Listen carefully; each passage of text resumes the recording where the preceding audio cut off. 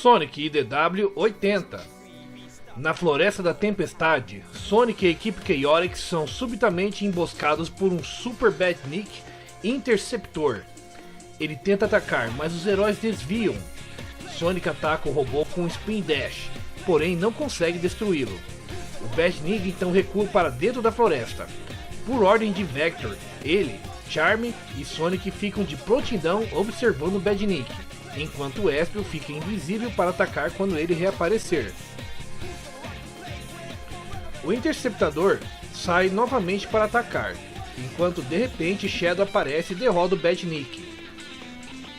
E nem deu tempo pro Espio atacar, tipo, ele até fala pro Charmy olhar para trás, mas o Shadow foi bem mais rápido. O Shadow já chega mitando, né, pessoal? Porque o Shadow é o Shadow, né?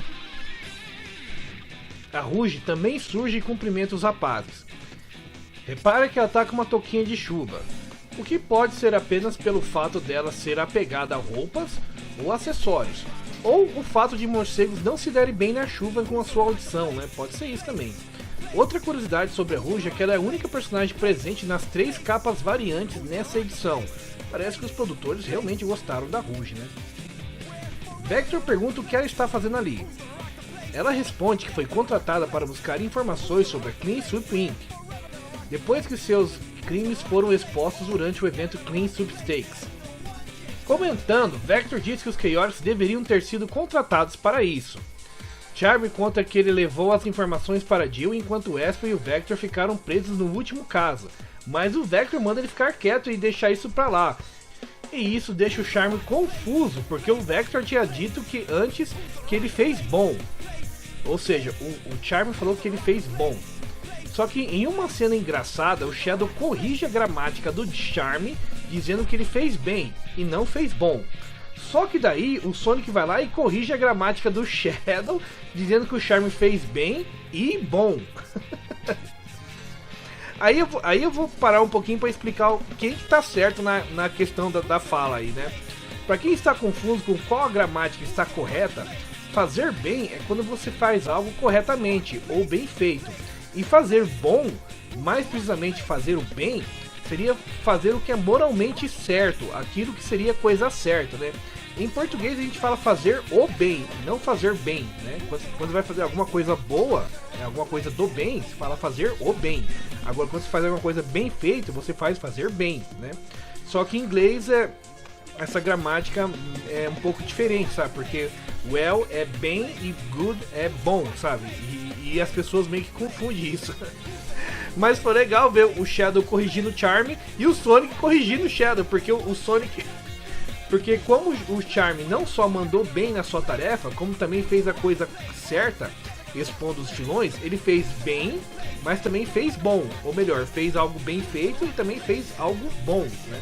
Sendo assim, o mais correto em questão da gramática e concordância de verbos é o Sonic. Quem diria que o Sonic fosse tão letrado assim? Acho que ele tá passando muito tempo com o Tails, né? Aprendendo as gramáticas corretas, velho. Eu achei interessante essa cena, velho. Sonic pergunta a Shadow por que ele também está ali. E ele responde que é apenas porque não gosta do trabalho do Clutch. Sonic então pergunta onde está o Ômega. E Rouge responde que precisava de um toque de precisão, né? Algo difícil com uma máquina destrutiva como o Ômega. Realmente. Sendo assim, Vector volta a afirmar que os Chaotix podem lidar com a situação, já que foi o Vector que destruiu os robôs. Espio tem precisão ninja e o Charmy voa. Mas a Rouge zomba deles, o que é mancada, e como ela mesma vai aprender mais pra frente, algo totalmente desnecessário. A Rouge fica zombando dos Chaotix, coitados, cara, mas ela vai se arrepender. Fica olhando. Shadow percebe algo de repente e ordena que todos fiquem em silêncio. Após um minuto de silêncio, mais 3 Interceptors surgem entre as árvores. Percebendo que essas são todas as forças externas, o que o interior pode estar limpo, Rouge voa até a instalação operacional da Clean Sweep para buscar inflamações. Legal que quando a Rouge abre as asas, dá um banho de água fria no Vector, o que é bem hilário.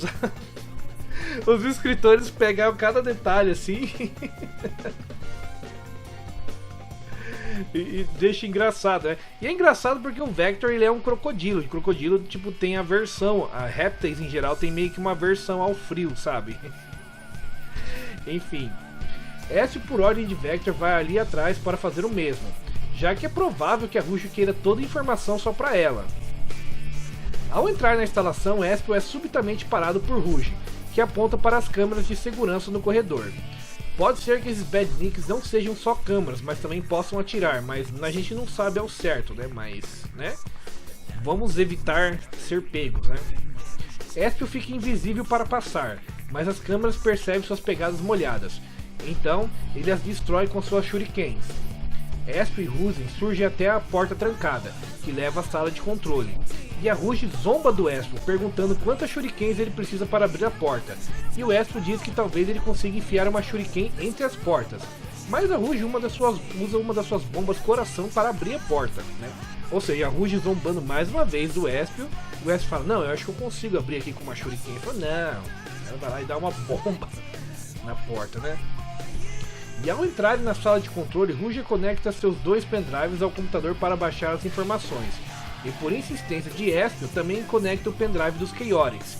E olha só que legal, o pendrive do Espio é no formato do Shadow do Mercado Negro do Sonic Adventure 1 e 2, cara.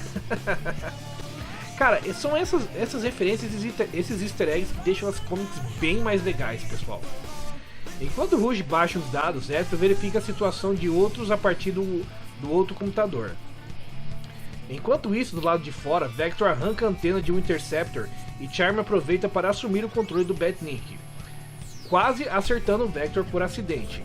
E agora Charme vira Charme, ou Interceptador. Da hora o Charme controlando o Badnik, cara. Sonic e Shadow trabalham juntos para lutar contra 3 Interceptors, derrotando-os com sucesso. Quando Sonic comenta que é doloroso ser tão legal assim, Shadow chega até a sorrir um pouco, né? Ou meio que parece que ele tá sorrindo, mas se eu olhar bem assim, parece que o Shadow tá sorrindo.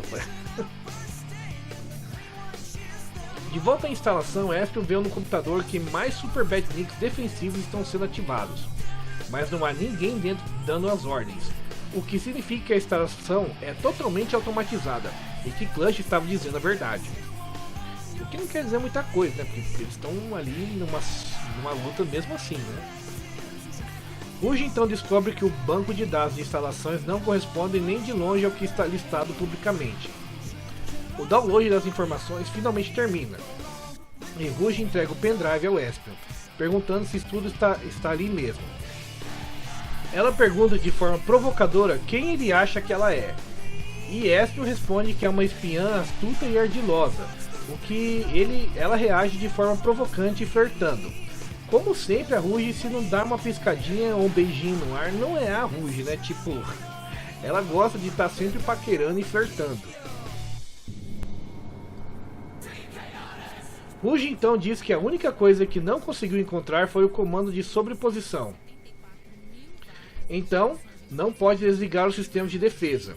Nesse momento, Espio, com sua técnica bem testada, que vimos no jogo do Shadow, esmaga o teclado do computador, o que surpreendentemente consegue colocar os Interceptors offline, desligando-os. Eu acho massa essa cena, que o Espio fala assim, não, eu tenho uma técnica muito testada para conseguir desligar o computador. Pá!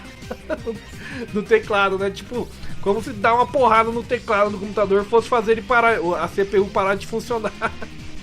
Mas nesse caso funciona, cara. E o Espio usou essa técnica no jogo do Shadow, né? Naquela fase que ele joga junto com o Shadow.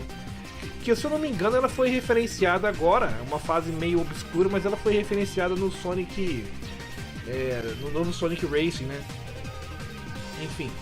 Rouge fica impressionado com a técnica do Espio e passa o dedo em seu queixo e diz que vai lembrar disso no futuro, deixando-o atônito e confuso. Ou seja, a Rouge dando aquela paqueradinha como sempre, né? Então ela diz que eles deveriam ir antes que os outros pensam que eles ficaram sozinhos ali por tempo demais. O que os outros vão pensar, né? O Espio fica preocupado pensando o que os outros iam pensar. E pelo tom da Rouge, o jeito provocador dela e o espanto do Espio, você já sabe do que se trata. Não vou falar nada, porque é um canal family friendly, mas, né? Ah, né? Aham, né, Rouge, né, morceguinha, né? Né? Vamos voltar aqui, né?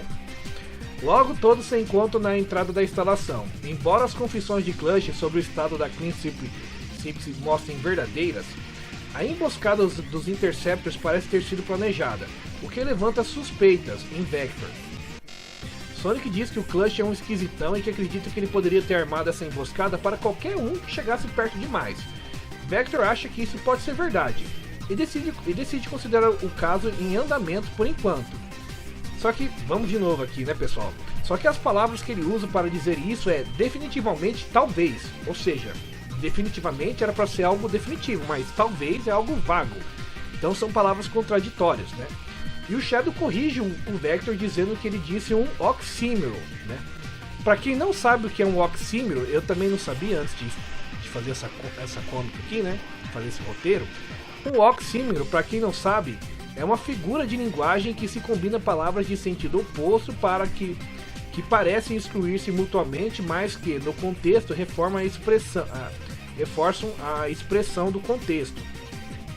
Exemplo: obscura claridade, música silenciosa, silêncio ensurdecedor, fogo frio, bagunça organizada e etc. Ou seja, são palavras contraditórias, mas que reforçam a fala, o contexto, né? E a gente pode ver que esses ouris são muito bons em gramática, porque eu não conhecia esse tipo de pronunciamento da língua portuguesa. Oxímoro. Vocês já ouviram falar? Deixem nos comentários aí. Rouge afirma que os rapazes terão muitas oportunidades de investigar, já que ela baixou uma cópia de todas as instalações da Clean Sweep Inc., tanto no pendrive deles quanto no dela. Ao ouvir isso, Shadow arranca o pendrive da Rouge de sua mão e conecta em seu dispositivo. Shadow decide usar as informações para rastrear cada instalação da Clean Sweep e neutralizá-las. Uma coisa interessante sobre esse dispositivo do Shadow é que ele, a princípio, eu não reconheci ele de nenhum jogo ou mídia, mas pesquisando descobri que esse design desse dispositivo é muito parecido com o brinquedo do Shadow distribuído no McDonald's lá de 2003. Não é idêntico, mas dá pra ver que foi uma referência, tá bem na cara. Vector mais uma vez comenta que os Chaotix são especialistas em investigação e se oferece para ajudar. Sonic também se oferece, dizendo que seria uma corrida divertida para destruir robôs.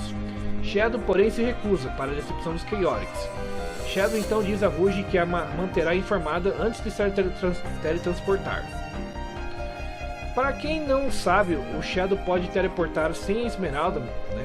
E vemos isso na abertura do próprio jogo do Shadow e em alguns outros jogos, mas geralmente ele pode fazer isso com curtas distâncias. Eu achava que o Shadow só teletransportava com a Esmeralda, mas não, é o controle do caos que ele faz sem a Esmeralda, né? Com a Esmeralda, né? Rouge fica irritada com o comportamento dele e comenta que é por isso que ela tinha um pendrive reserva. Tá explicado o porquê que a Rouge tinha 2 pendrives só pra ela, né? Exausto de tudo que aconteceu, Vector diz ao rapaz que é hora de ir embora. Ela agradece a Sonic pela ajuda e se desculpa por ter pegado pesado com ele antes. Ao que Sonic responde em tom de brincadeira que isso não é exatamente o que eles sempre fazem, né? Vector então pede para Sonic avisá-los se encontrar qualquer coisa. E Rouge pergunta se eles não querem a ajuda dela também. Vector, irritado, pergunta quanto isso custaria. E ela responde que, se precisam perguntar primeiro, não podem pagar. Eu não vou comentar nada sobre essa fala da Rouge, né? Tipo, se você pergunta quanto custa, então você consegue pagar. Mas ela pode ser ou não uma frase de duplo sentido, mas eu prefiro acreditar que não, que a Rouge foi inocente ao falar isso, né? Mas, considerando a comic inteira, ela flertando ali com o Espio e com todo mundo ali, né? Mas não vamos comentar nada nisso aqui. Enquanto os Chaotix vão embora, Rouge também está prestes a sair, mas Sonic a detém. Ele conta sobre a Esmeralda do Caos que desapareceu do laboratório do Tails, perguntando se ela poderia fornecer algum insight profissional. Um pouco ofendida por ser acusada, Rouge respondeu que estava guardando uma Esmeralda do Caos para a sua segurança, mas que ela também desapareceu assim como a do Tails, e ela vem procurando por ela, mas não tem pistas. Se você quer saber como a Rouge conseguiu uma Esmeralda do Caos, veja o vídeo de Sonic DW Anual 2022. Lá você vai descobrir como é que a Rouge tem uma esmeralda. Tinha, né? Não tem mais. Rouge então sugere que os dois avisem um ao outro se encontrarem algo. Quando o Sonic pergunta se ela devolveria quaisquer esmeraldas encontraram seus donos originais, ela apenas passa o dedo em seu queixo e diz que verão como isso vai acabar, antes de partir também. E como sempre, a Rouge não perde a chance de flertar. Antes de ir embora, nosso solista encara a paisagem como se tivesse presenciado algo, mas pensa que talvez seja só a chuva. Será mesmo? Sonic então sai correndo em super velocidade, mas, sem que ele perceba, um Buzzer o observa do alto de uma árvore, servindo como câmera, enquanto alguém observa não só o Sonic e o monitor, mas também Tails, Surge, Kit, Silver, Blaze, Tangle, Whisper, Knuckles e até o Dr. Eggman em outros monitores. E sinceramente, espionar dois gênios da tecnologia como Tails e o Eggman, sem que eles percebam, é um feito impressionante. Quem será que está por trás disso, pessoal? E eu falo isso porque eu já li umas edições à frente aí e eu não sei quem é. E a pessoa comenta que como seria frustrante se os outros percebessem que, quando percebessem que as coisas estavam em movimento, o plano já estaria quase completo. Enquanto abre um caixão com 6 esmeraldas do caos ao redor, faltando apenas uma. E mais um buraco no meio para que seria uma 8ª esmeralda do caos. Ou quem sabe o Phantom Ruby. Mistério que vamos descobrir nas próximas edições, pois apertem os cintos, pessoal. A estrada para Sonic DW número 100 começa aqui, e pelo jeito vai ser sinistro. Sonic DW 81. A história começa em uma cidade chamada Sekken, que é conhecida por ser uma cidade pelo seu circo, performance e festas. Interessante notar que o Barry e o Coco estão trabalhando lá como garçom. O apresentador está anunciando grandiosamente a cidade, bem como convidar os participantes a admirarem a Esmeralda do Caos. E dá pra ver que a cidade tem um clima bem carnaval, né? O que eu digo aquele carnaval antigo, né? Não o carnaval de hoje em dia, assim, sabe? E parece que seria um bom lugar pro Knights do Knights into Dream se enturmar aí, né? Mas a SEGA parece que não quer trabalhar com ele, né? Ia ser um personagem muito legal pra ficar aí nessa cidade aí, né? Sonic e Tails seguem para o grande carnaval na cidade de Sekken, acreditando que o ladrão que roubou a Esmeralda do Caos está lá para pegar a outra em exibição.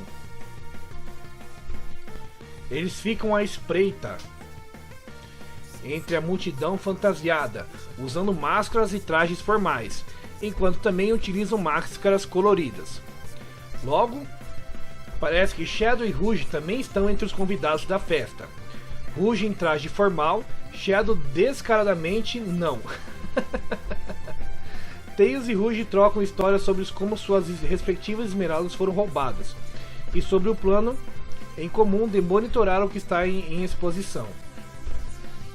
Rouge fica bravo pelo ladrão não ter deixado um cartão de cortesia pelo roubo, algo que é meio comum entre ladrões que procuram fama pelos seus atos ou para provocar as autoridades. Sonic pergunta a Shadow se ele vai deixar a oportunidade de usar o poder da Esmeralda, já que ele não pode usar o controle do caos sem uma Esmeralda. E Shadow admite que não está afim de usar a Esmeralda, apenas protegê-la com sua própria força. E que tá nem aí pela festa, o que é meio óbvio, né? O Shadow tá nem aí pra nada, velho. O quarteto então é interrompido pelo anúncio da Trupe Celestial, artistas acrobáticos que farão uma apresentação para entreter os convidados. Um escudo protetor é colocado ao redor da Esmeralda durante o espetáculo. Esse escudo meio que se parece com uma bola de cristal que dá um efeito brilhoso em conjunto à Esmeralda, o que é algo bem legal, na verdade, né? A trupe faz um truque de acrobacia bem interessante, embora Rouge ainda não comenta que aquilo seria uma ótima distração. Eu vou anotar aqui um quadro onde figurantes aplaudem a trupe de artistas. Temos ali o que parece ser um camaleão fêmea, pois é um animal com chifre parecido com a do Astro, mas ela tem orelhas, sendo que um camaleão não tem.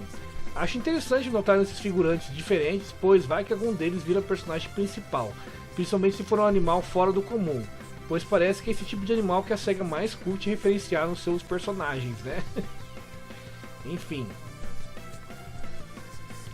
Durante a parte seguinte do ato itinerante da trupe, fumaça irrompe. A apresentação sai do controle e alguém surge do tumulto com a Esmeralda. A figura fantasiada rapidamente se apresenta como Lunar, mestre ladrão, e foge com a Esmeralda, manobrando com maestria pela segurança. Empolgados por um pouco de ação, Rouge, Sonic e Tails correm para perseguir Lunar pelo local lotado. Porém, quando Rouge faz o seu primeiro movimento, fica claro que ela quer ser a única a ficar com a Esmeralda, pois empurra uma mesa contra o Sonic e Tails para atrasá-los. Sacanagem que nessa loucura Rouge estraga um ótimo bolo. Shadow ordena a multidão, movam-se, enquanto ele e Rouge disparam atrás do Lunar. Superando isso, Sonic rapidamente agarra Tails e parte para se juntar à perseguição. Não demora para que os dois alcancem Lunar. Para mostrar que o Sonic é rápido mesmo, ele alcança o Shadow e a Rouge e supera eles em questão de segundos. Vale notar que ao fundo o condutor e sua esposa estão lá tirando uma foto e passeando. Pra quem não sabe, esses personagens aparecem naquele jogo gratuito do Sonic chamado The Murder of Sonic the Hedgehog. Tails arremessa Sonic contra Lunar, fazendo a dupla colidir com balões de desfile. Sonic exige a Esmeralda, mas Lunar brinca de forma atrevida, dizendo que não a tem, enquanto Shadow se choca contra o balão, fazendo Sonic e Lunar se afastarem às pressas. Sonic discute com o Shadow, dizendo que ele e Tails têm um plano para a Esmeralda e que deveriam trabalhar juntos, mas Shadow descarta a ideia, afirmando que já viu os dois caçarem esmeraldas antes. E assim, galera, essa fala do Shadow pode ser uma fala aleatória para fazer deboche do Sonic e do Tails, mas também pode ter sido uma fala que faz referência ao Sonic 2 de Mega Drive, onde quando se joga com o Sonic e o Tails para pegar as esmeraldas na Special Stage, o Tails mais atrapalha do que ajuda a pegar as esmeraldas. Se há uma referência ou não, eu não sei, mas que parece mesmo. Sonic defende o plano do Tails dizendo que é um bom plano, mas Lunar interrompe os ouriços, levando-os a retomar a perseguição. Lunar diz que para os perseguidores, pegue-me se puder. Além de ser uma provocação clássica, também é o nome de uma música do Sonic Riders.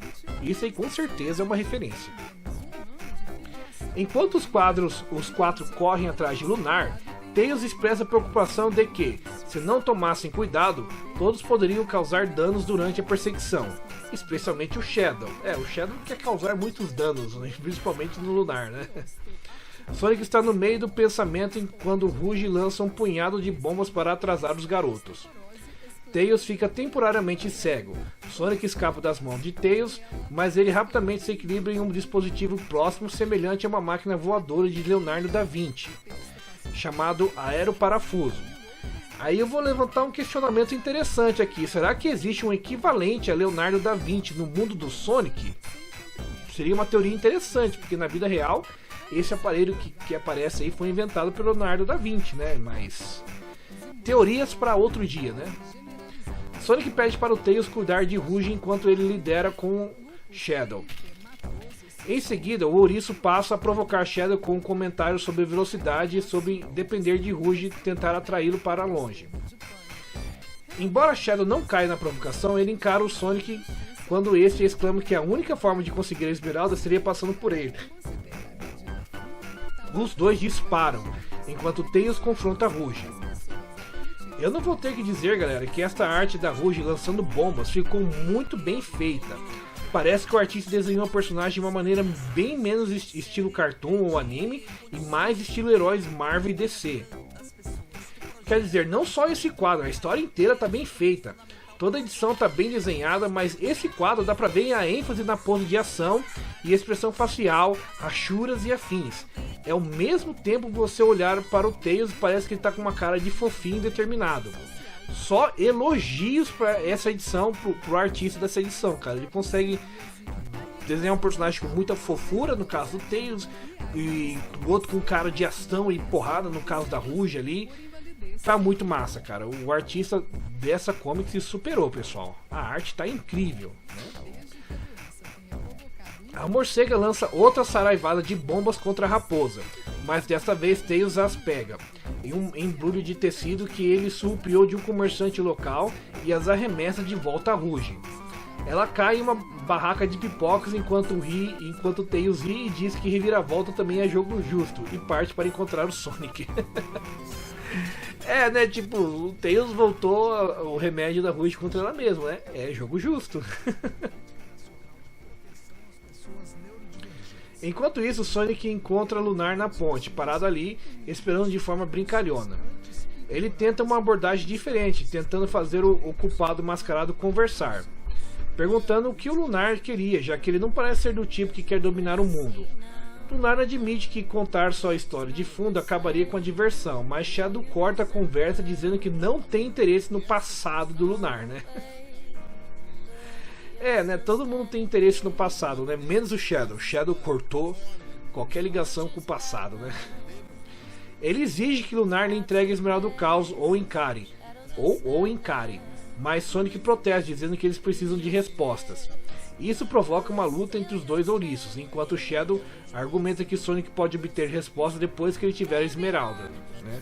Ou seja, o Shadow quer meter a porrada e o Sonic fala, não, calma, né? Talvez ele não seja do mal, né? O Sonic sendo o Sonic e o Shadow sendo o Shadow. Após uma épica troca de golpes, Sonic vai defender o soco e leva uma rasteira do Shadow.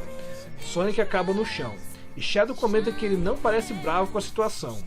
Sonic exclama, com um sorriso, que conseguiu exatamente o que eu queria, e Shadow percebe a multidão se afastando dos dois com expressões inquietas. Lunar não está em lugar nenhum. Ou seja, o Sonic conseguiu distrair o Shadow, né? Mas vem cá, pessoal, mas será que o Sonic se deixou derrotar de propósito ou ele realmente não tem tanta experiência em combate quanto o Shadow? Se fosse antes do Sonic Frontier, eu diria que sim, pois sempre vemos o Sonic atacar com Spin Dashes e Homing Attacks, e lá de vez em quando uma rasteira, exceto em jogos de luta como Sonic Battle e Smash Bros, né? O Sonic não tem muito combate de socos e chutes, pelo menos não tanto quanto o Shadow. Aí comenta aí o que vocês acham disso, né? E se fosse antes do Sonic Frontier, eu ia pensar isso, né? Mas com o Sonic Frontier a gente viu que o Sonic tem bastante golpes de luta mesmo, de porrada, né? Sem ser só o Spin Dash e o Homing Attack, né? Irritado por ter sido enganado, Shadow vai embora com a Rouge atrás, perguntando o que havia de errado. Tails se encontra com Sonic e Ouriço explica que Lunar desapareceu. Tails não parece nem um pouco desapontado, dizendo que tudo está de acordo com o plano, apesar de um começo turbulento. Aparentemente, enquanto atacava Lunar no balão, Tails havia instruído Sonic para plantar um dispositivo que funciona como um radar de Esmeralda mais potente. Basicamente, o Sonic colocou um rastreador Tails no Lunar, como se fosse um dos rastreadores aranha do Homem-Aranha. Genial, eu curti essa estratégia. Eu não vou nem falar que é uma referência, porque vários heróis têm esse negócio de rastreador com a logomarca dele, né? Mas é legal.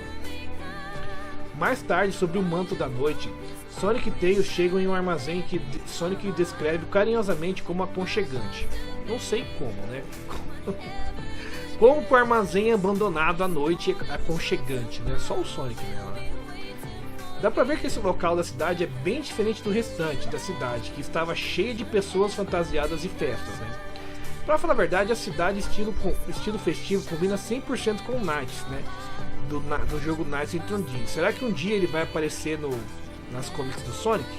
Um dia, quem sabe, né? Os dois entram silenciosamente no prédio escuro em busca do mestre ladrão. Passos metálicos alertam que o Lunar está fugindo com a Esmeralda. Sonic usa o Spin Dash pelo nível superior para confrontar o ladrão, mas Lunar parece ter mudado de ideia. Em vez disso, o ladrão aparenta estar confuso e ansioso, recuando rapidamente e oferecendo a Esmeralda a Sonic, dizendo que estaria em sérios apuros para protegê-la. Sonic e Tails ficam perplexos com a mudança de personalidade e suspeitam de uma armadilha. Mas Lunar insiste que não quer confusão e remove a máscara da trupe como prova de que quem não tem más intenções. Ainda cautelosos, Tails e Sonic concordam que a situação não parece uma artimanha. Sonic decide pegar a Esmeralda, enquanto isso Dr. Eggman também está em Sek e, ao observar o mapa, fica claro que ele está procurando algo, afirmando que levaria apenas mais algumas horas para alcançá-lo. ele está cercado de hordas de badniks no chão do Canyon e por um mecha de múltiplos braços, enquanto anuncia que o seu Império Eggman está ali para festejar. Obviamente os badniks do Eggman estão com temática de circo e carnaval, o que é uma novidade, já que já teve Eggpal com temática de cassino, mas não de circo. Vamos aguardar para saber o que vai acontecer com esse exército e por que Lunar vira tão chorão do nada. Um mistério interessante na próxima edição. Sonic DW 82. No decadente distrito industrial de Sekin, que o Sonic achou que era aconchegante na edição anterior, mas né? A perseguição a um ladrão misterioso chega ao fim. Sonic e Tails conseguem encurralar a figura conhecida como Lunar, esperando uma armadilha ou um inimigo formidável. Em vez disso, encontra o caminho livre de perigos e um ladrão que não é o criminoso ameaçador que imaginavam. A pessoa se revela como Soleil, o Pitauro do Açúcar. É um animal bem desconhecido, mas a SEGA adora pegar esses bichos desconhecidos, né? Que é bem tímido e ansioso, para surpresa de Sonic, que também é um fã fervoroso do Sonic. É legal que nessa parte o Sonic vai fazer aquele famoso bordão de costume, onde ele fala que ele é Sonic, Sonic o ouriço, mas o Soleil já corta ele e diz que ele já sabe quem ele é. Isso me faz pensar em algumas coisas do tipo: nos quadrinhos o Sonic quase nunca é abordado como uma celebridade ou alguém famoso, mesmo sendo um herói que salvou o mundo várias vezes. Tipo, até a Search já foi abordado por um fã, mas o Sonic não. Ou se foi poucas vezes que eu sinceramente nem me lembro. Será que é porque as lutas do Sonic contra o Eggman são em lugares isolados e ninguém fica sabendo? Bem, independentemente disso, parece que finalmente está aparecendo um fã-clube mais global do Sonic. Soleil faz parte da comunidade Sonic Spotter, que é um grupo dedicado a documentar as façanhas do herói. E todo o seu conhecimento sobre o Sonic vem de um lugar de admiração. Legal que ele tem um chaveirinho do Sonic como Phantom Rider. Pô, da hora, né? Comunidade Sonic Spotter, né? Spotter, né? Vendo o Sonic em vários lugares do mundo, assim. Isso meio que existe na vida real, pra falar a verdade, né? Existe aí um site de fã, né, que documenta aparições do Sonic em outras mídias ou na rua, sabe? Em grafites, em lojas, sabe? Isso é legal, isso existe de verdade, né? Sua explicação inicial é atrapalhada e autodepreciativa, mas o encorajamento paciente de Sonic faz surgir uma história muito mais profunda. Acho que legal notar que o Tails também ajuda ele, dizendo que o Soleil admira o Sonic. E a gente sabe que o Tails entende bem como é esse sentimento. Afinal, ele sempre considerou o Sonic como o irmão mais velho e sempre admirou o Sonic. Soleil explica sua origem como membro de renomada trupe celestial, uma família de acrobatas itinerantes. A trupe, liderada pelos pais de Soleil, opera sob uma doutrina tirânica de perfeição. A pressão para ser impecável em cada apresentação era imensa, e durante um show crucial, Soleil travou, paralisado pelo medo de falhar e da decepção pública. Como consequência direta, Soleil foi retirado do número da família. Durante esse período de solidão, Soleil descobriu vídeos do Sonic e viu no ouriço um espírito semelhante. Alguém que realizava feitos acrobáticos incríveis, não por obrigação, mas pela pura alegria e liberdade. Obviamente, né, velho? Quando eu acho que deve ter sido um choque pro Soleil, né? Tipo, ele fazia as acrobacias por pressão e o Sonic fazendo lá por liberdade e tal. O cara viu que, não, pô, quero ser assim, né? Inspirado, Soleil começou a praticar esses movimentos em segredos, envolvendo um estilo pessoal único. Ele também disse que as coisas começaram a aparecer embaixo de sua cama, e como vemos pela ilustração, são ouro e joias preciosas. Ele diz que sabe que um outro eu colocou as coisas ali. Ou seja, ele tem consciência que tem uma dupla personalidade, apesar de não se lembrar muito dos detalhes. No entanto, seus pais culparam o Soleil por ter aprendido todos os movimentos a partir dos vídeos do Sonic. Ou seja, né, o filho se diverte com alguma coisa, os pais vão lá e, né, culpa aquilo, né. Tails, juntando as pistas, deduz que o estresse extremo levou Soleil a desenvolver subconscientemente um alter ego dissociativo. confiante e rebelde mestre ladrão Lunar. Essa persona era uma válvula de escape para a liberdade que Soleil desejava, mas não conseguia expressar conscientemente. É engraçado notar que o Soleil significa sol em francês, e sua dupla personalidade lunar significa relativo à lua, tanto em inglês quanto em português. Ou seja, o rapaz é sol e lua em um só. Né? E isso é bem legal. Né? A peça final do quebra-cabeça se encaixa com a rota de viagem da família, Central City, Seaside City, Sunset City e Spagonia, coincide perfeitamente com os restantes roubos das Esmeraldas do Caos. Mas o mapa que o Tails mostra não parece que tem a ver com essas rotas, é um mapa meio genérico. Né? Não que eu vou esperar que os roteiristas façam um mapa igualzinho dos games, né? Mas né, perdeu aí um easter egg. Soleil, como Lunar, foi culpado o tempo todo. Soleil se culpa acreditando que a sua vida acabou, mas Sonic o conforta e se dispõe a ajudá-lo. Esse momento de revelação é quebrado pela chegada dramática da trupe celestial. Apogee, Perigee e seus associados Yaw, Peach e Roll descem não como pais preocupados, mas como disciplinadores furiosos. E sinceramente eu só sei o nome desses personagens porque eu olhei na wiki do Sonic, porque na própria comic eles não se apresentam, ficando impossível saber os seus nomes. Um dos pais joga um bastão no Sonic e ele dizia com tanta facilidade que até parece que está com cara de sono. Decepcionados e irados, eles ordenam que Soleil entregue o celular e o quebram enquanto o repreendem. Sonic e Tails imediatamente se colocam à frente para proteger Soleil, mais precisamente o celular dele. Os pais de Soleil passam a culpar o Sonic por corromper, entre aspas, o seu filho, vendo a influência como um veneno que introduziu a ideia de diversão imperfeita em seu mundo de perfeição rígida. Eles declaram que Sonic deve pagar pelos danos causados à reputação impecável da família. Quando Sonic e Tails estão prestes a lutar contra a família Soleil, a enorme pressão desencadeada uma mudança, permitindo que Soleil volte à persona de Lunar. Agora confiante e desafiador, Lunar insiste em simplesmente fugir de toda a situação, mas não antes de roubar as bolas de malabarismo da sua mãe e levar a Esmeralda do Caos junto.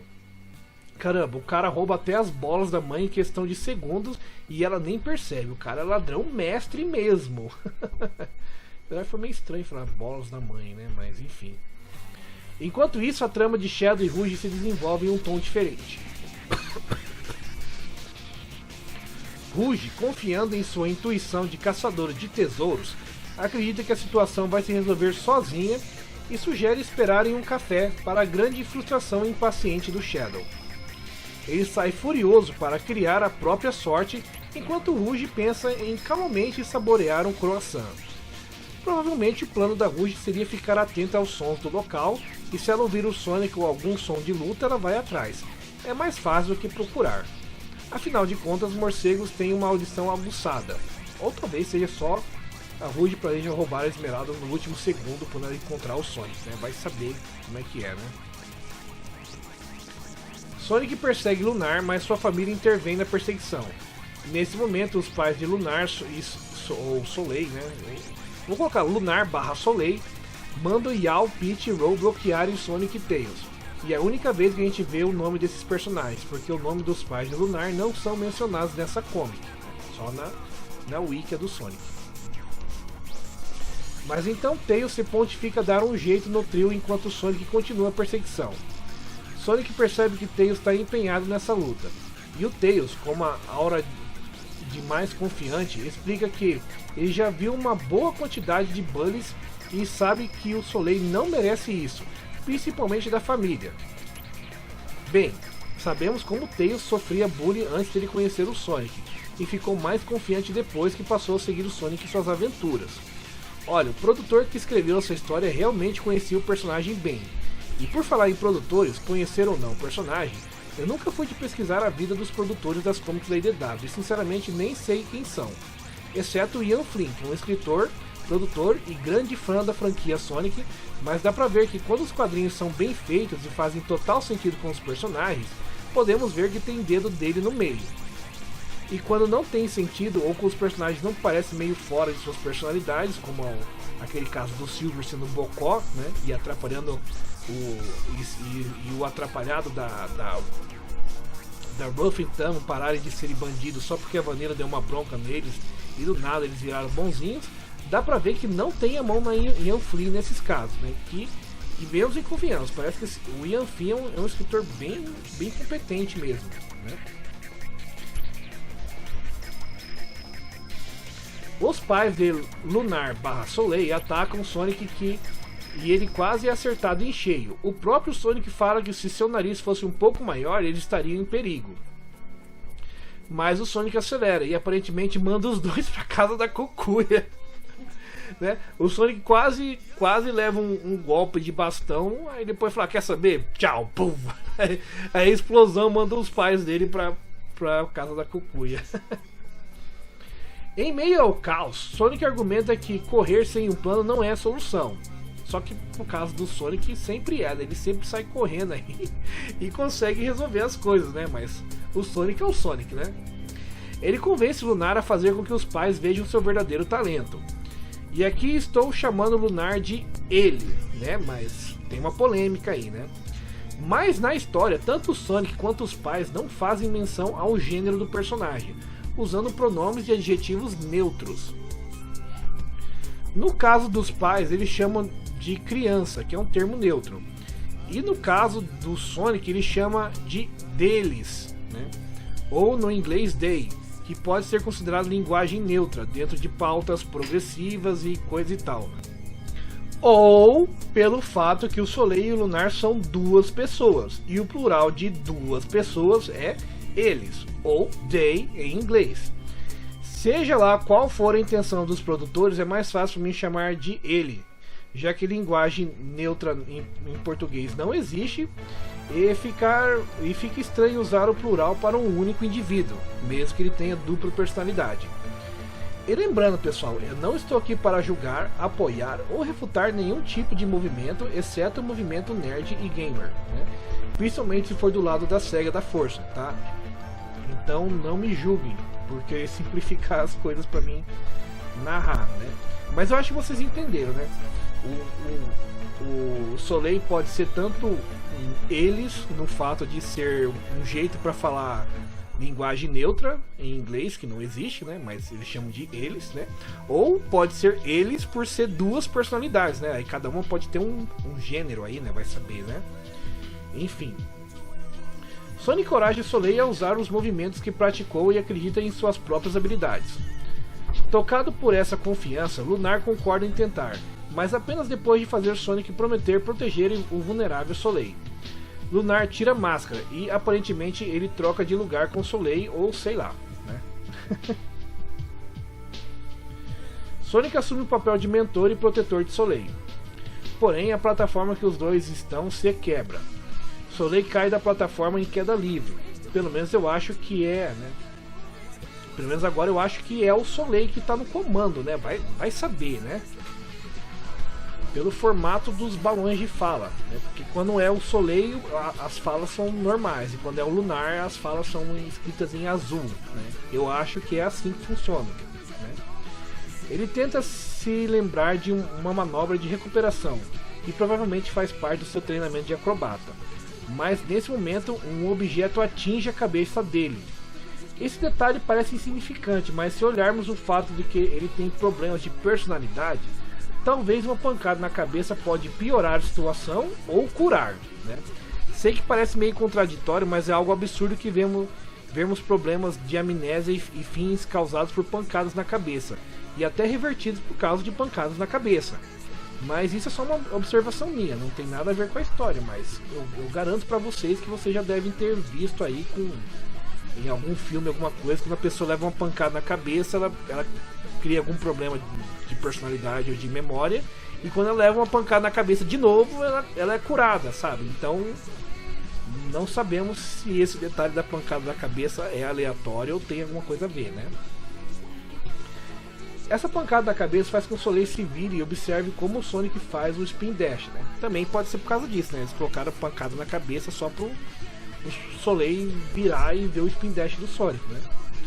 Em um momento de improviso brilhante e aterrorizado, Soleil combina suas habilidades acrobáticas naturais com a técnica do Spin Dash de Sonic, executando com sucesso um Spin Dash que impressiona até o próprio Sonic.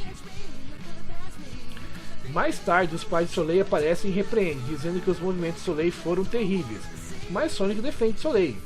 Vale notar que a mãe de Soleil diz que o Acro Battle, que provavelmente é o estilo de manobra deles, tem 641 movimentos. Legal, né? Então, Soleil diz a Sonic que está bem, e confessa que os métodos dos seus pais eram brutais demais para ele. Em vez de aprender todos os movimentos, Soleil prefere criar coisas novas e incríveis que sejam verdadeiramente ele mesmo. Os pais reconhecem que Soleil rejeitaria a busca de família pela perfeição, e arrepende-se de tê-la afastado e passam a oferecer grande apoio ao Soleil. Eles até tiram cartaz do nada dizendo que ama ele, e eles vão apoiar o Soleil com 110% do seu poder, né? Seja lá como isso seja possível, né? Mas enfim. Mas de repente Shadow cai do céu e leva o Soleil à força por causa do roubo da Esmeralda do Caos. Shadow diz que o plano da Rouge não estava tão errado assim, e que o jeito dele deu mais certo e que era simplesmente seguir o barulho. Essa fala do Shadow meio que confirma minha teoria que a Rouge tem ótima audição devido ao fato dela ser uma morcega, e por isso ela não precisa perseguir tanto seus alvos. Os pais de Soleil lutam contra o Shadow ao lado de Sonic e Tails. Aparentemente, Tails não só lutou contra 3 familiares do Soleil, mas conseguiu ficar amigo deles. Queria ter visto essa cena e qual foi o discurso no justo que o Tails usou, mas fazer o que, né? Interessante notar que o Sonic pergunta ao Tails se ele está usando um novo movimento do tipo voar. E ele fala assim mesmo, tipo voar, como se fosse um ataque de Pokémon com tipos e atributos como fogo, elétrico, voador, né? Eu achei essa nomenclatura de ataques interessante, pois em jogos como Sonic Heroes e Sonic Riders, onde existem tipos de personagens e gear e formações de equipe, os ataques em si não têm tipos e atributo, pelo menos não são chamados assim, e sim ataques de formação, tipo formação voar, formação força, formação velocidade, né? E não tipo, né? E coincidência ou não, Tails fala que os parentes de Soleil são legais e eles chamam esse movimento de forma voar, né? Tipo, né? O nome correto dos ataques do Sonic é forma e não tipo, né? Mas enfim, né? Sonic usa a forma voar para chegar perto de Sonic, que está pendurado segurando Soleil, para não cair. Sonic chama esse movimento de forma ponte. Enquanto Tails leva Soleil para longe, Sonic tenta convencer Shadow a desistir, mas Shadow insiste que a Esmeralda só estará segura se for entregue a ele adequadamente. Assim, Sonic e Shadow continuam lutando. Durante a luta, Rouge ataca Soleil de surpresa e pega a Esmeralda. Ha! Parece que ficar de boa saboreando um doce era a melhor tática, afinal de contas, né? Cara, a Rouge tá bem em destaque nessas edições aí, cara. Shadow concorda que a Esmeralda está mais segura com ela do que nas mãos de Sonic. Sonic fica surpreso com o fato que depois de tanto drama e pancadaria, o Shadow simplesmente vai deixar as esmeraldas na mão da Rouge. Tipo, dane-se a luta, né? A Rouge pegou, tá safe, né? O que sabemos que não, né? Porque, né, a esmeralda foi roubada bem embaixo do nariz da Rouge anteriormente, né? Mas beleza, né? Assim, Rouge e Shadow ficam com a esmeralda e Sonic nem sequer é contra isso, né? Ok. Soleil retorna para sua família e no final uma bola gigante cai no céu, encerrando tudo em um angustiante cliffhanger, quando o exército do Eggman aparece pronto para a festa. Vamos ver na próxima edição.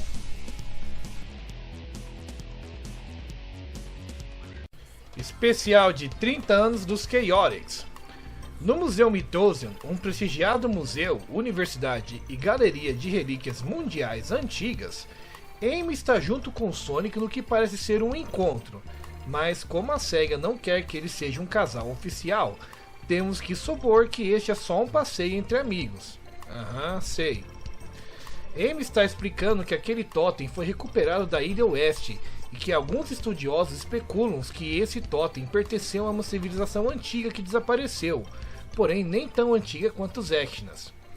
Sonic fala que da última vez que ele viu esse totem ele nem tinha reparado muito nele porque o totem estava jogando flechas no Sonic. Isso é uma referência clara ao chefão de Aquatic Ruins de Sonic 2 16 bits. Sonic não sabia que a Amy admirava tanto a história antiga. Amy diz que não é nada demais, mas que no seu pensamento ela diz que ficou a noite pesquisando todos esses artefatos online e assim ela vai ver todo o museu em um único dia e que a operação Tour Rápido no Museu Super Especial da Amy vai ser um sucesso. Aí, meu caro leitor, eu te pergunto, por que a Amy iria querer decorar todas as atrações online para passar um dia inteiro com o Sonic e uma espécie de encontro? Seria só por amizade? Eu acho que não, né? Mas, né? Dá pra ver que os produtores querem fazer uma coisa, mas a SEGA não deixa, né? Os escritores querem fazer um casalzinho de Sonic e Amy, mas a SEGA não quer, né? Então eles têm que deixar, né, subentendido assim, né? Sabemos que se fosse a Amy de antigamente, ela iria querer impressionar o Sonic para casar com ele ou algo do tipo, e ela ia se gabar disso, né? Mas agora, com as restrições da SEGA, ela só quer completar o tour pelo museu em um dia, né? Tá bom, né? Tá bom que ela fica decorando as atrações só pra poder... Não, porque eu quero ir rápido, passar rápido pelo museu o dia inteiro, né? Pra ficar lá contando as coisas pro Sonic. Lógico que ela quer impressionar o Sonic, né, rapá? Mas né, não, a SEGA não diz isso claramente, né? Então os quadrinistas têm que dar um jeito, né, de disfarçar, né? Mas quem já manja, né? Mas quem aparece para interromper o não casal, entre aspas, é Vector Crocodilo, pois afinal essa edição é dos Chaotix e não do Sonic da Amy, né? Sonic cumprimenta o Vex, sim, é assim que ele chama o Vector, de Vex, usando aquela frase clássica, Long time no see. Quem joga os jogos do Sonic da longa data sabe que o Sonic sempre fala Long time no see. Repare que a Amy ficou muito brava por alguém aparecer no seu não encontro, entre aspas, né? Sonic pergunta o resto dos Chaotix. E o Vector diz que eles estão por aí no museu, lembrando das coisas, né? E o Sonic pergunta sobre que coisas seriam, né? O Sonic está interessado na conversa do Vector, né? Vector diz que é sobre o aniversário de um dos seus primeiros grandes casos que eles tiveram, e que foi ali mesmo no museu. E nesse museu vemos relíquias de vários jogos do Sonic, como o símbolo de Babylon Rogues, do Sonic Riders, a descrição do Sonic Frontiers e o bloco da Labyrinth Zone do Sonic 1 16 bits. Sonic fica curioso para saber o que aconteceu, mas o Vex diz que é uma longa história, o que deixa a Amy não querendo saber muito da situação, afinal ela quer ficar a sós com seu amigo, Ouriço. Mas ela não diz isso, obviamente, né? Mas tá na cara que ela quer isso. Afinal, quem conhece a Amy das antigas já sabe, né, cara? Atrapalhou o encontro dela com o Sonic, ela fica louca. Mas mesmo assim, o Vex decide contar, deixando o Sonic feliz e a Amy frustrada. Vector começa dizendo que os tempos eram difíceis, mas dizem que todo cachorro tem o seu dia, e para um vira-lata como ele, todos os dias mordiam de volta. Amy não entende o que o Vector está falando, já que ele não é um cachorro e sim um crocodilo. Mas o Vex explica que ele está iniciando o clima, que é bem típico daquelas histórias de detetive dos anos 40 com estética noir. Ou com a estética Sin City, para quem não manja muito de referências culturais cinematográficas. Enfim, tudo fica preto e branco enquanto o Vector narra que os negócios estavam devagar, as pistas estavam secadas e a moral estava curta. Ele estava funcionando à base de fumaça, caos, cola e arrependimento. Eles precisavam de uma virada. Então veio o chamado. Chuva. Ela sempre faz a cidade parecer honesta, limpando a sujeira das ruas, as mentiras na cara das pessoas. Se você apertasse os olhos, dava para acreditar que ela estava mesmo limpa. mas ele sabia mais. A gatinha que ligou para eles, a Megami, estava nervosa, nova no seu trabalho e muito desesperada. Derrubou o telefone algumas vezes implorando por nossos serviços. Ele podia simpatizar. O desespero era mútuo. O chefe dela, o professor Valdos, um figurão da alta sociedade com mais influência do que humildade. O cabeça do Instituto Smithsonian, um arqueólogo aposentado, amargo, condescendente fóssil velho. Ele pertencia àquele museu. Eu só vou interromper a narração dramática do Vex um pouco para mostrar que o professor Valdos estava anunciando coisas em seu microfone. Lembre-se desse detalhe, vai ser importante mais pra frente. O velho urubu deu-lhes um olhar rápido. Ele estava medindo eles. Ele estava cético. E para ser honesto, o Vector não podia culpá-lo. Uma criança, um cara parecido com um ninja, e o Vector, um detetive que ainda estava verde. Por assim dizer. Vou interromper de novo a narração do Vector de novo para explicar que verde nesse caso era o fato do Vex não ser experiente como detetive, não ser maduro ainda.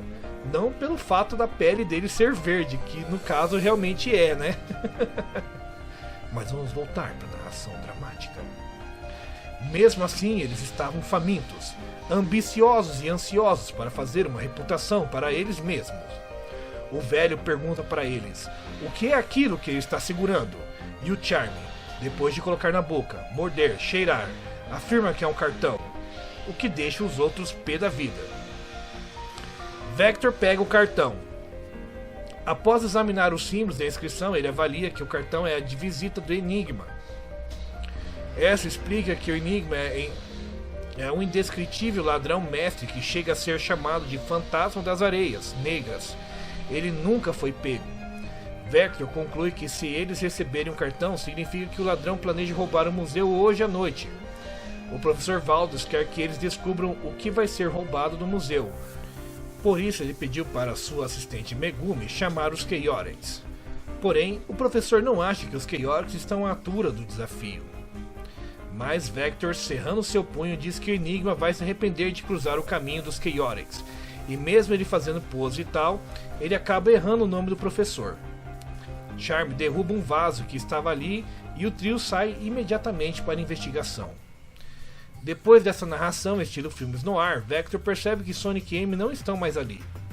Amy diz que ali está a armadura de um dos líderes da Montanha do Leste, que são antigos senhores da guerra que dominavam seu território com punhos de aço, e que logo depois muitos vilarejos que estavam sob a sua servidão se revoltaram e depuseram esses senhores da guerra usando ninjutsu. Até onde eu sei, essa não é nenhuma referência a qualquer jogo do Sonic, porém é um claro paralelo com a história do Japão e seus shoguns que dominavam e foram dispostos graças a camponeses que aprenderam as táticas de ninja. E só pela zoeira eu vou apontar que tem um casal de figurantes na cena, mas os protagonistas não podem ser, né? né? Os figurantes podem ser casal, mas os protagonistas não. Valeu aí, SEGA. Amy termina dizendo que a arma que eles usaram para derrotar os Lords eram estrelas ninjas gigantes com capacidade de perfurar armaduras, chamadas Shurikens. Mas Espio aparece do nada para corrigir a pronúncia da Amy, dizendo que é Shuriken. Amy fica tão assustada com a aparição repentina do Espio que saca o martelo e bate contra o Espio, quebrando até o chão do museu. Porém, nosso camaleão ninja foi mais rápido e desviou. Vector vem socorrer o seu amigo e diz que não seria a primeira vez que o traseiro do Espio seria chutado naquele museu. Espio responde que através das dificuldades, as habilidades do indivíduo são aprimoradas e que um traseiro não chutado é uma mente inexperiente. Sonic pergunta sobre o que eles estão falando e o Vex responde que é sobre o traseiro do Espio. Mas Sonic pergunta sobre a parte do traseiro ser chutado, né? Cara, esse diálogo ficou muito hilário, velho. Espio fala que é sobre a grande caso deles que foi nesse museu há um ano. Sonic se interessa em saber, mas a Amy tá pé da vida. Espio fica feliz em contar a história, mas avisa que a história não é para os fracos de coração, pois o caminho ninja nunca é. Então o cenário muda para um tom monocromático de branco e roxo, com texturas e preenchimentos estilizados como se fosse um mangá dos anos 80 ou 90. Espio começa a narrar da seguinte forma: a noite era escura como breu. Meus colegas e eu estávamos conduzindo uma vigilância para interceptar o ladrão mestre. O nosso foco, duro como aço. Nossa vigilância, sem igual. Eu saí do grupo e fui para minha patrulha de hora em hora.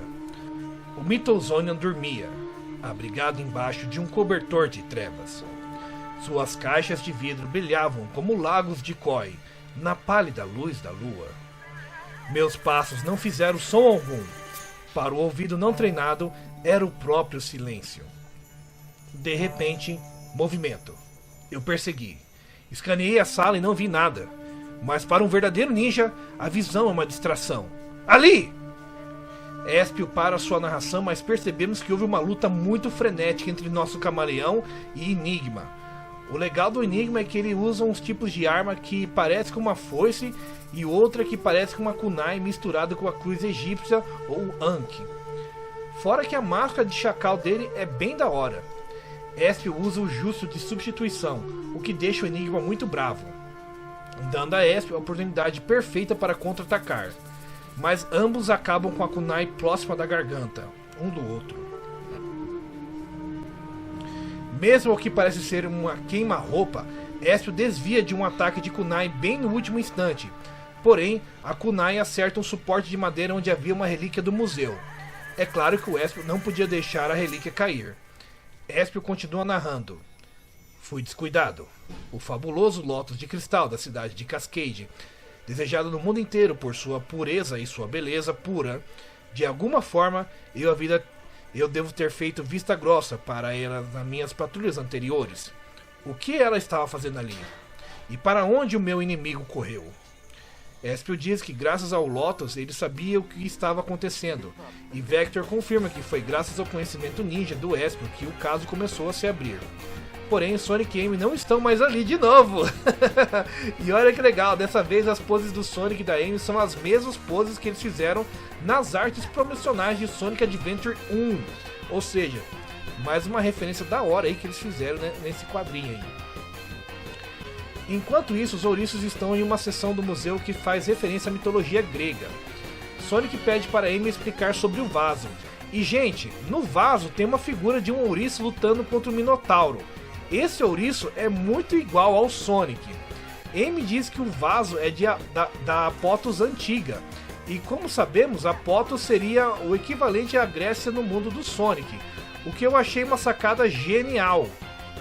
Mas sabe o que é mais genial ainda? De fato, existia um jogo do Sonic que foi cancelado que iria falar sobre a mitologia grega. Sim, é um daqueles jogos de storybook do Sonic que foram lançados para o Nintendo Wii, onde tinha uma temática de 1001 Noites das Arábias e o outro tinha sobre o Rei Arthur e os Cavaleiros da Távola Redonda. Ah é, e o do vaso antigo sai o Charme, pro desespero da Amy que já não aguentava mais ver os Chaotix. Amy fala para o Charme que ela já sabe que ele quer contar sobre o grande caso de aniversário deles, mas o Charme nem se lembra do que ela tá falando. Vex e Espio aparecem do nada e lembram do Charme sobre o caso. Amy fica chocada dos dois aparecerem do nada. Charme lembra do caso e começa a contar, mas antes Sonic, percebendo que a Amy tá muito chateada, fala para ela que se ela se importa em ouvir a história do Charme, pois ele acha que eles já estão terminando, e depois disso os dois vão para ver o resto do museu sozinhos. Amy concorda, mas antes eu tenho que dizer, Sonic era o único interessado na história e ele acabou deixando o Vector, tanto o Vector quanto o Espio, no vácuo.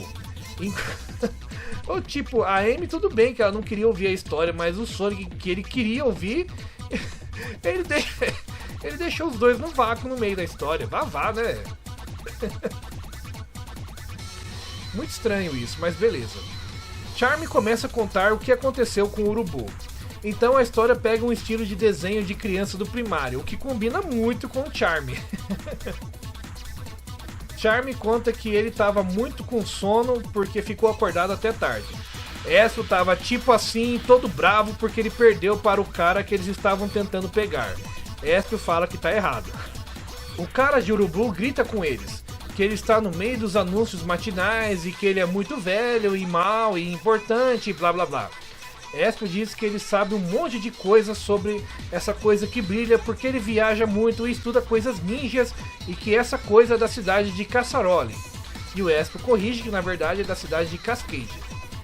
A versão do Espio contada pelo Charme diz que ele conheceu as pessoas da cidade de Cassaroli durante as viagens ninjas e essa coisa muito brilhante é muito especial para eles e que eles nunca dariam para um museu velho e chato.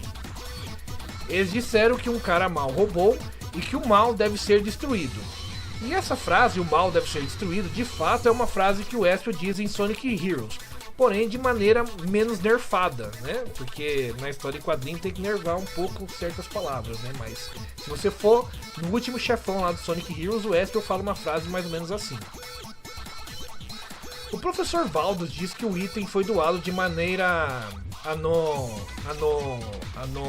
anônima. O Charme não sabia pronunciar essa palavra e o Vex teve que ajudar o Charme a pronunciar. O Urubu Velho continua dizendo que está chocado e finge que não ter ideia do que se trata e que ele é muito velho. Vector diz que a brincadeira acabou, sabe como é que é? Depois de Espio achou que essa coisa brilhante, nós olhamos em um monte de outras coisas chatas que você tem aqui e uma porrada de pessoas diferentes dizem que elas foram roubadas. Eu adoro esse estilo de falar do Charme. Todo o seu museu estúpido foi feito de roubar coisas de gente boa. Eu sou muito barulhento e tenho uma boca grande. Vector protesta dizendo que não foi bem isso que ele disse. O Charme sabe zoar em geral, cara. Então o Charme vê um aparelho legal na mesa do velho Urubu. Então o Urubu fala que ninguém liga se o museu dele tem coisa roubada. Ele é rico e importante, então ele pode fazer o que quiser e blá blá blá blá blá blá blá. Se as pessoas de quem ele roubou quiserem ver as coisas de novo, elas podem ir lá no museu chato e velho dele. É melhor se ele ficar com as coisas roubadas e coisa e tal, porque ele cuida melhor das coisas do que eles, velho. E a melhor parte é como ele é rico e importante, ele vai se safar dessa. Todos vão acreditar nele e ninguém vai acreditar nos Chaotix. Só daí que ele percebe que o microfone estava ligado e as pessoas estavam ouvindo tudo o que ele estava dizendo. Legal que no meio da multidão temos o condutor e sua esposa, o que parece ser uma coruja com óculos espiralados, sendo uma possível referência a uma personagem parecido do Sonic OVA, aquele personagem corujão lá, né? Muito legal essas referências, cara. Eu curto muito ver e pelo visto vocês também curtem ver esses easter eggs nos quadrinhos, né? Então ele percebe a burrice que fez e disse um monte de palavras ruins que o Vector disse que ele não pode repetir. Boa, Charme, boa. Todos rindo da história, até a própria Amy, que não queria ouvir, mas ela gostou de ver a história, né? Vector diz que se ela gostou, ele pode contar uma outra história de um caso, mas logo ele percebe que a Amy não curtiu a ideia. E aí temos a referência de um meme do Sonic CD que repercutiu mais do que esse próprio quadrinho. Sério, tem um vídeo aqui no YouTube dizendo que a SEGA finalmente canonizou esse meme, né? E eu vi vários outros Sonic Troopers referenciando o meme, e nem tanto o quadrinho dos Chaotix, mas mais esse meme do Sonic CD, né? Mas Vector deixa pra lá e para os dois curtirem e fala pros dois curtirem o museu tranquilos, né? É, né? Depois desse meme deixa pra lá, né? Porém, enquanto eles conversavam mais, uma figura misteriosa os observa de longe. E agora nós podemos ver melhor o design da máscara do Enigma, que pra ser sincero é bem da hora. E parece que é de mulher, pois a máscara tem cílios, né? E geralmente se o personagem tem cílios é feminino, né? Então as pessoas correm atrás do velho, a Enigma lembrando, né? Megane está observando seu chefe ser linchado na rua. Sim, ele realmente está apanhando na cara pelo que ele está dizendo.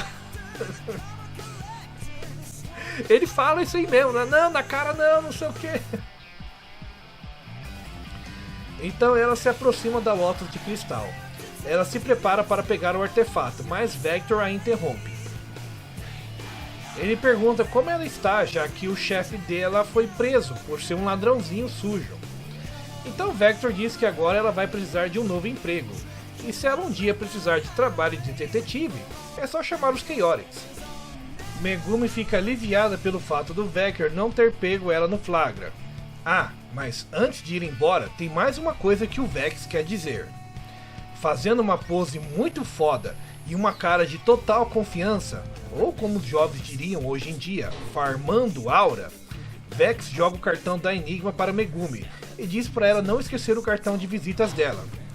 Ela começa a narrar que Valdez insistiu para contratar detetives para tentar atrasá-la. Por isso ela contratou os 3, só para ele calar a boca. Ela achou que eles seriam manés, idiotas, que ficariam tropeçando em si mesmos enquanto ela ia embora com a Lotus de cristal. Mas ela subestimou os Chaotix. Vector percebe a presença dela e fica confiante. Enigma diz que hoje é o aniversário da primeira vez que ela foi superada. Todos esses anos de roubos foram fáceis demais e chatos. Ela agora está feliz por ter adversários à altura. Ela deseja feliz aniversário aos detetives. E até a próxima vez. E cara, olha que legal, tem um quadro da Green Hill Zone no museu. E gente, esse quadrinho dos Chaotix eu achei absolutamente maneiro, cara. Absolute Cinema, melhor quadrinho da IDW dos últimos tempos aí, dos últimos meses, cara. Sério. Tanto que a SEGA anunciou no dia que eu tô narrando isso daqui, ela anunciou que vai ter uma minissérie, uma websérie, um podcast, não sei direito o que é, só dedicado aos Chaotix, cara. Nossa, os Chaotix estão com tudo, pessoal, e merecido, cara. Tem potencial pra ter até um jogo só dos Chaotix, cara. Tão massa que é, velho. E eu espero que vocês tenham curtido até aqui. Até a próxima.